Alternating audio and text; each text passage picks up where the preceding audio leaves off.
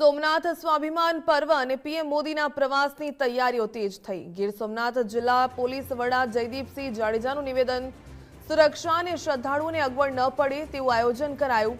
સ્થાનિક પોલીસની સાથે એસઆરપીના જવાનો સુરક્ષામાં રહેશે તૈનાત। બીડીએસ, એનએસજી, એસપીજી સહિતની સુરક્ષા એજન્સીઓ પણ પહોંચી છે। 1000 વર્ષ પહેલા જેવો માહોલ હતો તેવો માહોલ બનાવવાનો છે। રોડ શોમાં પોલીસના 108 જેટલા અશ્વો પણ રહેશે।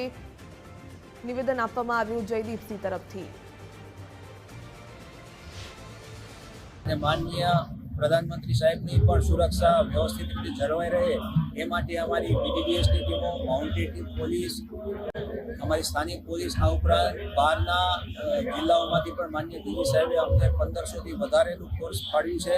આ ઉપરાંત જિલ્લાનું પણ ફોર્સ થઈને ટોટલ 2000થી ઉપરાંતની પોલીસ, એસઆરપી, સ્પેશિયલ એક્શન ફોર્સની ટીમો, આ ઉપરાંત એનએસજી, એસપીજી અને ઘણી બધી અમારી જે એજન્સીઓ સાથે સંકલનો છે એ બધી એજન્સીઓ અત્યારે આવી પહોંચી છે।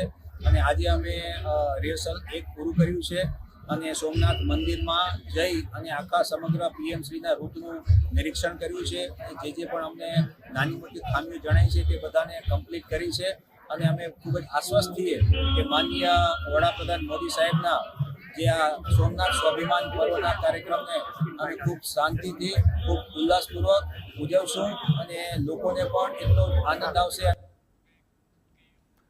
સોમનાથ સ્વાભિમાન પર્વ પર સોમનાથમાં રોશનીનો શણગાર કરાયો। પીએમ મોદી સ્વાભિમાન યાત્રાને લઈને પણ તૈયારીઓનો ધમધમાટ। સોમનાથના પ્રવેશ દ્વારથી સોમનાથ મહાદેવના મંદિર સુધી શણગાર। રોશનીથી શણગાર થતા લોકોની પણ ભારે ભીડ જોવા માટે ઉમટી પડી। રોશનીના શણગારની વચ્ચે લોકો ફોટો લેતા પણ નજરે પડ્યા।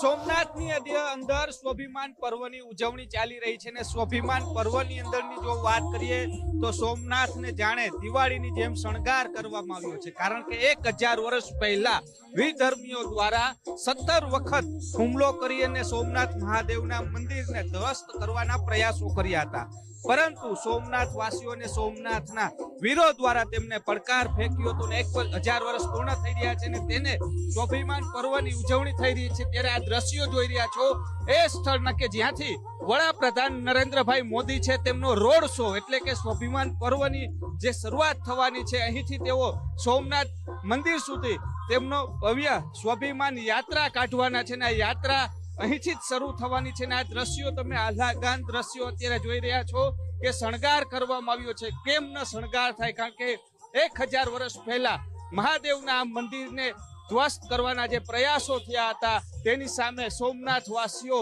લડ્યા હતા અને આજે અડીખમ આ મંદિર છે તે જોવા મળ્યું છે। મંદિરનો આ પ્રથમ ગેટ છે કે જ્યાંથી આ પ્રવેશ દ્વાર છે, અહીંથી મંદિર સુધી સ્વાભિમાન યાત્રા છે તે નીકળવાની છે ને તેને યાત્રામાં સૌથી પહેલા 108 ઘોડે સવારો હશે ને ત્યારબાદ કહી શકાય મહંતો સંતો હશે ને ત્યારબાદ વડાપ્રધાન છે ત્યાં સ્વાભિમાન યાત્રામાં જોડાવાના છે। અત્યારના દ્રશ્યો જોઈ રહ્યા છો કે લોકો સોમનાથ વાસીઓ નહીં પરંતુ સોમનાથ ઉપરાંત ગુજરાતભરમાંથી આવતા લોકો છે તે અત્યારે આ લાઇટિંગ નિહાળવા છે તે આવી રહ્યા એટલે કહી શકાય કે સ્વાભિમાન યાત્રા જે રીતના શરૂ થવાની છે તે પહેલા 3 દિવસ જે મહોત્સવ ચાલી રહ્યો છે, સંત વાણીનો કાર્યક્રમ છે, લોક ડાયરાનો કાર્યક્રમ છે તે લોકો માણી રહ્યા છે। કેમેરા પર્સન દેવજી રંગાડિયા સાથે રહીમ લાખાણી, ગુજરાત ફર્સ્ટ, સોમનાથ।